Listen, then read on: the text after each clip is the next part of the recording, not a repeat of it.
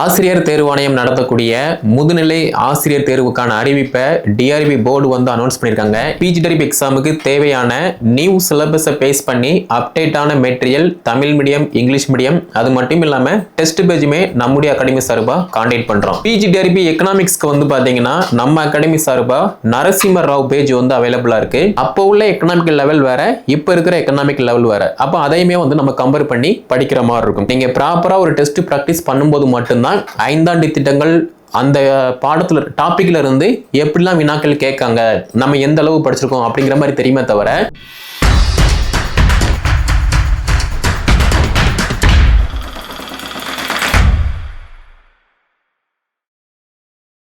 ஆசிரியர் தேர்வாணையம் நடத்தக்கூடிய முதுநிலை ஆசிரியர் தேர்வுக்கான அறிவிப்பை டிஆர்பி போர்டு வந்து அனௌன்ஸ் பண்ணியிருக்காங்க. எல்லாருமே வந்து பார்த்துருப்பீங்க. அப்படி இருக்கும்போது இந்த பிஜிடரிப் எக்ஸாமுக்கு தேவையான நியூ சிலபஸை பேஸ் பண்ணி அப்டேட்டான material Tamil medium, English medium, அது மட்டும் இல்லாமல் டெஸ்ட் பேஜுமே நம்முடைய அகாடமி சார்பாக கான்டாக்ட் பண்ணுறோம். ஸோ இந்த வீடியோ தொகுப்பில் பிஜிடரிபி எக்கனாமிக்ஸ்க்கு வந்து பார்த்தீங்கன்னா நம்ம அகாடமி சார்பாக நரசிம்ம ராவ் பேஜ் வந்து அவைலபிளாக இருக்குது. இந்த நரசிம்ம ராவ் பேஜை பொறுத்த மட்டும் எல்லாமே பாடம் சம்மந்தப்பட்ட டேட்டா மட்டும்தான் நம்ம அப்லோட் பண்ணுற மாதிரி இருக்கும். ஃபார் எக்ஸாம்பிள் எக்கனாமிக் அப்படின்னா இந்தியாவை பற்றி, தமிழ்நாட்டை பற்றி என்னென்ன அப்டேட் இருக்குது, எக்கனாமிக் லெவலில் வந்து இப்போ 2000 காலகட்டத்தில் தமிழ்நாட்டின் பொருளாதாரம் எப்படி இருந்துச்சு, இந்தியாவின் பொருளாதாரம் வந்து எப்படி இருந்துச்சு அப்படிங்கிற மாதிரி டீட்டெயிலாக இந்த நரசிம்மராவ் பேஜை பொறுத்த மட்டும் எல்லாமே வந்து அப்டேட் ஆகிற மாதிரி இருக்கும். ஓகே, அப்போ நம்முடைய அகாடமியில் படிக்கக்கூடிய டீச்சர்ஸ் வந்து என்ன பண்ணணும், என்ன பண்ணக்கூடாது, அதே மாதிரி புதுசாக நீங்கள் யாராவது செல்ஃபாக படிக்கீங்க அப்படின்னா நீங்களுமே என்ன பண்ணணும் அப்படிங்கிற மாதிரி டீட்டெயிலாக இந்த வீடியோ தொகுப்பில் வந்து பார்க்க போகிறோம். Okay, so first of all பிஜிடரிப் எக்ஸாமுக்கு எக்கனாமிக் பாடத்துக்கு நீங்கள் அட்டெம்ப்ட் கொடுக்கீங்க அப்படின்னா அப்போ இருந்து இப்போ வரைக்குமே என்னென்ன அப்டேட் இருக்குது அப்படிங்கிற மாதிரி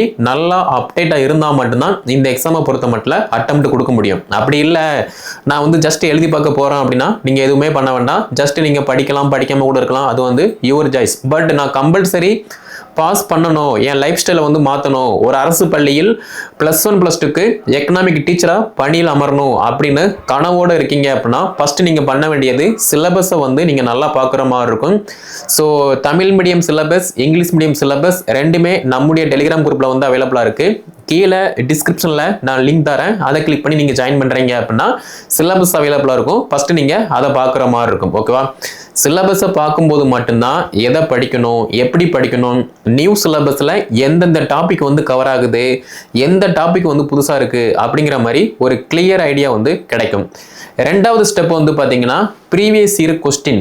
நிறைய பேர் வந்து சிலபஸையும் பார்க்காம, முந்தைய வருட வினாத்தலையும் பார்க்காம, நான் வந்து டிஆர்பி எக்ஸாம் படிக்கேன், என் ஃப்ரெண்டு படிக்கேன், ஸோ நானும் படிக்கேன் அப்படிங்கிற மாதிரிலாம் வந்து படிச்சுட்டு இருப்பாங்க.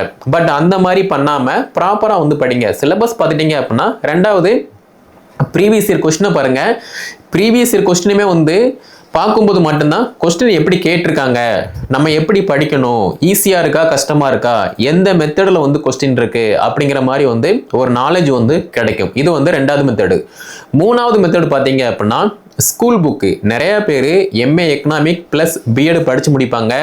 ஒரு ப்ரைவேட் ஸ்கூலில் வந்து ஒர்க் பண்ணலாம், ஒர்க் பண்ணாமல் இருக்கலாம். ஒரு சிலருக்கு வந்து கவர்மெண்ட் ஸ்கூலில் டெம்பரவரியாக வேலை கிடைக்கலாம், எக்ஸெட்ரா. பட் எதுவாக இருந்தாலுமே நீங்கள் இந்த எக்ஸாமுக்கு அட்டெம்ப்ட் கொடுக்க போகிறீங்க அப்படின்னா 6ஆம் வகுப்புல இருந்து 12ஆம் வகுப்பு வரைக்கும் பொருளாதாரம் பாடம் என்னெல்லாம் இருக்குது, என்ன டேட்டா இருக்குது அப்படிங்கிற மாதிரி அடிப்படையை நீங்கள் படிக்கும்போது மட்டும்தான் ஈஸியாக வந்து பேசிக்கான டேட்டா இன்ஃபர்மேஷன் வந்து உங்களுக்கு அப்டேட்டாக இருக்குமே தவிர நான் பிஜிடரிப் எக்ஸாம் படிக்கேன், பிஜி புக்கை மட்டும்தான் படிப்பேன், +1 +2 புக்கை படிக்க மாட்டேன், எந்த விதமான டெஸ்ட்டுமே போட மாட்டேன் அப்படின்னா நீங்கள் பாஸ் பண்ணுறது ரொம்ப ரொம்ப கஷ்டம். ஏன்னா அடிப்படையை யார் நல்லா தெரிஞ்சுக்கிறதாங்களோ அவங்களால மட்டும்தான் ஈஸியாக அடுத்து இளங்கலை, முதுங்கலை பாடத்தை வந்து நல்லா படிக்க முடியும். ஓகே, அப்போ நீங்கள் ஸ்கூல் புக்கை படிச்சிட்டிங்க அப்படின்னா அடுத்த ஸ்டேஜாக வந்து டிகிரி லெவலில் வந்து போகிற மாதிரி இருக்கும். அதே மாதிரி பேசிக்கில் ஒரு சில டெஸ்ட்டு வந்து போட்டு பாருங்கள்.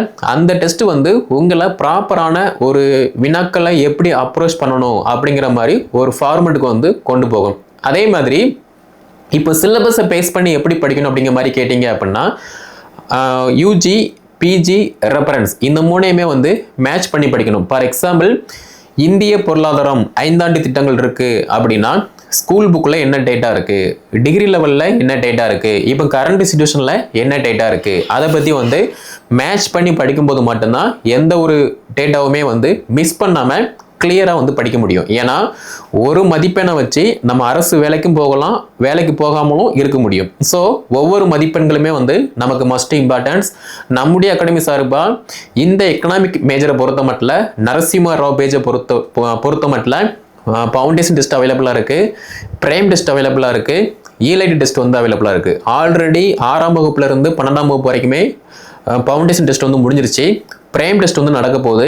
இந்த பிரைம் டெஸ்ட்டில் என்னெல்லாம் பார்க்க போகிறோம் அப்படின்னா, சிலபஸை பேஸ் பண்ணி யூஜி, பிஜி, ரெஃபரன்ஸ். நான் ஃபஸ்ட்டே சொன்ன மாதிரி இந்திய பொருளாதாரம் இருக்குது, தமிழ்நாட்டின் பொருளாதாரம் இருக்குது, 5 ஆண்டு திட்டங்கள்லாம் என்ன, ஒரு திட்டம் என்ன பர்பஸ்க்காக கொண்டு வராங்க, அதனுடைய கொள்கைகள் என்ன, பயன்கள் என்ன அப்படிங்கிற மாதிரி A to Z வந்து நல்லா படிக்கிற மாதிரி இருக்கும். ஓகேவா?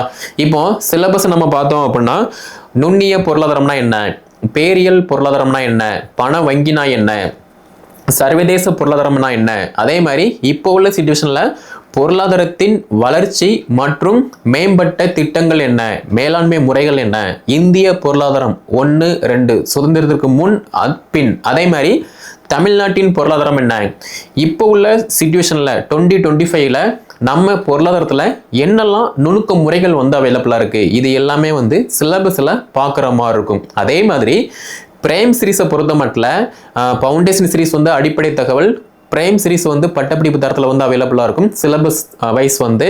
அப்போ யூனிட் 1 வந்து பார்த்தோம் அப்படின்னா, நுகர்வோர் நடத்தைனா என்ன, அணுகுமுறைனா என்ன, நவீன பயன்பாட்டு முறைகள்லாம் என்ன. ஒரு காலகட்டத்தில் எக்கனாமிக் லெவல் வந்து ரொம்ப கம்மியாக இருக்கும். ஒரு ஃபேமிலியாக இருக்கட்டும், இப்போ நார்மலாக ஒரு கிராமத்தில் நம்ம ஒரு ஃபேமிலியை ரன் பண்ணுறோம் அப்படின்னா அதில் உள்ள ஒரு எக்கனாமிக் லெவலில் வந்து ஒரு ஆவரேஜாக இருக்கும். அதே இது இப்போ ஒரு சிட்டி சைடு, சென்னை, மதுரை, கோயம்புத்தூர், திருநெல்வேலி, இந்த மாதிரி சிட்டி சைடு நம்ம ஃபேமிலியில் ரன் பண்ணுறோம் அப்படின்னா அதுக்கு தகுந்த மாதிரி எக்ஸ்பென்சிவ் இருக்கும். அப்போது அதனுடைய பொருளாதாரம் என்ன, ஒரு கிராமத்தினுடைய பொருளாதாரம் என்ன, சிட்டி சைடுக்கும் கிராமத்துக்கும் என்ன வித்தியாசம் இருக்குது அப்படிங்கிற மாதிரி நம்ம டீட்டெயிலாக படிக்கிற மாதிரி இருக்கும். அதே மாதிரி உற்பத்தியாளர் நடத்தை, ஃபார் எக்ஸாம்பிள் ஒரு 2000 காலகட்டம், 1997 காலகட்டத்தில் வந்து பார்த்தீங்கன்னா இப்போ உள்ள மாதிரி பார்த்தீங்கன்னா அப்போ வந்து கிடையாது. ஸோ அப்போ உள்ள எக்கனாமிக் லெவல் வேறு, இப்போ இருக்கிற எக்கனாமிக் லெவல் வேறு. அப்போ அதையுமே வந்து நம்ம கம்பேர் பண்ணி படிக்கிற மாதிரி இருக்கும். அதே மாதிரி வரவுனா என்ன, செலவுனா என்ன. இப்போ ஒரு ஃபேமிலியை ரன் பண்ணுறோம் அப்படின்னா எவ்வளவு வருவாய் வருது, ஒரு மாதத்தில் 30,000 ரூபாய் ஏர்ன் பண்ணுறோம் அப்படின்னா நம்ம எவ்வளவு சேவ் பண்ணுறோம், எவ்வளவு நம்ம செலவு பண்ணுறோம், ஸோ சேவிங்ஸ் என்ன, செலவு என்ன, இதையுமே வந்து பார்க்குற மாதிரி இருக்கும். அதே மாதிரி சமநிலை, காலத்துக்கு தகுந்த மாதிரி மக்கள் தொகை எண்ணிக்கை வந்து அதிகரிச்சிட்டு இருக்கு, ஒரு குடும்பத்துக்கு தேவையான மளிகை சாமான்கள் எக்ஸெட்ரா இது எல்லாமே வந்து கூடிக்கிட்டே இருக்கு. அப்போ அதனுடைய தயாரிப்பு முறைகள் என்ன, அதை பற்றி வந்து பார்க்கணும். ஸோ இப்போ ஒரு நார்மலாகவே வந்து ஒரு பிஸ்னஸ் பண்ணுறோம், இல்லைனா சிட்டி சைடில் நம்ம வந்து வேலை பார்த்துட்டு இருக்கோம், பட் அங்கே வந்து ஓன் வீடு இல்லை, ஸோ ரெண்டுக்கு நம்ம இருக்கோம் அப்படின்னா வாடகை நம்ம கொடுக்குற மாதிரி இருக்கும். அதே மாதிரி நம்ம மேபி ஏதாவது ஒரு பிஸ்னஸ் ரன் பண்ணுறோம் அப்படின்னா ரெண்டு வந்து கொடுப்போம், வாடகை கொடுப்போம், அதே மாதிரி ஸ்டாஃப் நம்மக்கிட்ட வேலை பார்ப்பாங்க, அவங்களுக்கு சேலரி கொடுப்போம். இது எல்லாம் தாண்டி தான் பார்த்தீங்க அப்படின்னா எக்கனாமிக் வளர்ச்சி வந்து எப்படி இருக்குது அப்படிங்கிற மாதிரி ஒரு குடும்பத்துலேயும் பார்க்க முடியும், ஒரு பிஸ்னஸ்லையுமே வந்து பார்க்க முடியும். ஸோ இதை பற்றியுமே வந்து யூனிட் 1ல் தெளிவாக பார்க்குற மாதிரி இருக்கும். அதே மாதிரி நான் ஃபஸ்ட்டே சொன்ன மாதிரி இப்போ 1997க்கும் 2025க்கும் உள்ள எக்கனாமிக் லெவல் என்ன, க்ரோத் என்ன, மேனேஜ்மெண்ட் என்ன அப்படிங்கிற மாதிரி அதையுமே பற்றி பார்க்கணும். ஓகே, அப்போது நம்மக்கிட்ட படிக்கக்கூடிய டீச்சர்ஸ் எல்லாருமே வந்து ஃபவுண்டேஷன் டெஸ்ட் வந்து அட்டன் பண்ணியிருப்பீங்க, ஓஎம்ஆர் சீட்டு மார்க் எல்லாமே ரிப்போர்ட் பண்ணியிருப்பீங்க. உங்கள் ஓஎம்ஆர் சீட்டு மார்க் ஸ்டேட்மெண்ட் எல்லாமே வந்து உங்களுக்கு நல்லாவே தெரியும், அதே மாதிரி நாங்களுமே வந்து பார்த்துருப்போம். ஆனால் ப்ராக்டிஸே பண்ணாமல் நான் படித்தா பிஜி மட்டும்தான் படிப்பேன், வேறு எதுவுமே படிக்க மாட்டேன் அப்படின்னா உங்களால் மார்க் ஸ்கோர் பண்ண முடியாது. ஏன்னா அடிப்படையே தெரியாமல் நம்ம பிஜி புக்கை படித்தோ ரெஃபரன்ஸ் புக்கை படித்தோ நோ யூஸ். நம்ம சிலபஸை தான் படிக்க போகிறோம், பட் இருந்தாலுமே 5 ஆண்டு திட்டங்கள் அப்படின்னா ஸ்கூல் புக்கில் என்னென்ன டேட்டா இருக்குது, எந்த வருஷம் கொண்டு வந்தாங்க, என்ன பர்பஸ்க்காக கொண்டு வந்தாங்க, யார் கொண்டு வந்தாங்க, இந்த திட்டம் வந்து தோல்வியா வெற்றியா, அது எல்லாத்தையுமே தெளிவாக படிக்கும்போது மட்டும்தான் பாஸ் ஆக முடியுமே தவிர சும்மா 10ல் 11 நானும் படிப்பேன் அப்படிங்கிற மாதிரி இருந்தீங்க அப்படின்னா பாஸ் பண்ணுறது ரொம்ப கஷ்டம். அதே மாதிரி இந்த வீடியோ அப்டேட் ஆகிற டைமில் நம்முடைய நரசிம்ம ராவ் பேஜில் பிரைம் சீரிஸ் வந்து ஸ்டார்ட் ஆகும்.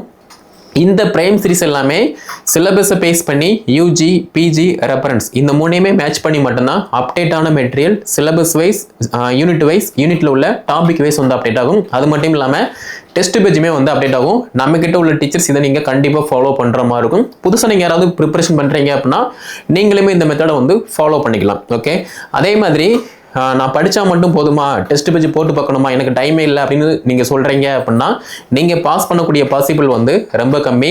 ஏன்னா நீங்கள் ப்ராப்பராக ஒரு டெஸ்ட் ப்ராக்டிஸ் பண்ணும்போது மட்டும்தான் 5 ஆண்டு திட்டங்கள் அந்த பாடத்தில் டாப்பிக்கில் இருந்து எப்படிலாம் வினாக்கள் கேட்காங்க, நம்ம எந்த அளவு படிச்சிருக்கோம் அப்படிங்கிற மாதிரி தெரியுமே தவிர சும்மா புக்கை எடுத்து படிக்க மூடி வைக்க அப்படின்னா எந்த விதமான ஒரு நாலேஜுமே இல்லாமல் தான் இருக்கும். ஓகே, உங்கள் அந்த 5 ஆண்டு திட்டங்கள் பற்றி ஒரு ஐடியா இருக்கும், ஆனால் அந்த டாப்பிக்ல இருந்து எப்படி வினாக்கள் கேட்பாங்க அப்படிங்கிற மாதிரி ஒரு நாலேஜ் வந்து இருக்காது. அதனால டெஸ்ட் பேஜ் வந்து மஸ்ட் இம்பார்ட்டன்ஸ். நீங்கள் டெஸ்ட் பேஜ் போட்டு பார்த்தா மட்டும்தான் ஃபுல்ஃபில்லாகவே வந்து ஃபீல் பண்ண முடியும். ஓகே, ஸோ நம்மக்கிட்ட உள்ள டீச்சர்ஸ் இதை கண்டிப்பாக வந்து ஃபாலோ பண்ணுங்க. ஃபர்தராக உங்களுடைய குரூப்பில் வந்து பார்த்தீங்கன்னா அடுத்தடுத்து சிலபஸ் வைஸ் வந்து டேட்டா எல்லாமே அப்டேட் ஆகும். அதையுமே நீங்கள் வந்து ஃபாலோ பண்ணுற மாதிரி இருக்கும். ஸோ வேறு ஏதாவது டவுட் இருந்துச்சு அப்படின்னா கீழே கமெண்ட்டில் லீவ் பண்ணுங்கள்.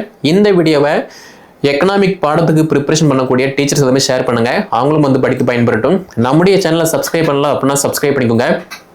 பிஜி டெரிபி எல்லா பாடத்துக்குமே வந்து இப்போ அட்மிஷன் போயிட்டு இருக்கு. கீழே டிஸ்கிரிப்ஷனில் வாட்ஸ்அப் நம்பர், கான்டாக்ட் நம்பர் எல்லாமே கொடுத்துருக்கேன். அதை கான்டாக்ட் பண்ணி என்ன டீட்டெயில் கேட்டு படிக்க ஸ்டார்ட் பண்ணுங்க. ஸோ வேற ஏதாவது டவுட்னா கூட கீழே கமெண்ட்ல லீவ் பண்ணுங்க, நான் கிளாரிஃபை பண்றேன். அடுத்தடுத்த வீடியோ தொகுப்புல ஒவ்வொரு அழகும் என்ன, ஒவ்வொரு டாப்பிக்கையும் எப்படி படிக்கணும் அப்படிங்கிற மாதிரி டீட்டெயிலாக பார்க்கலாம்.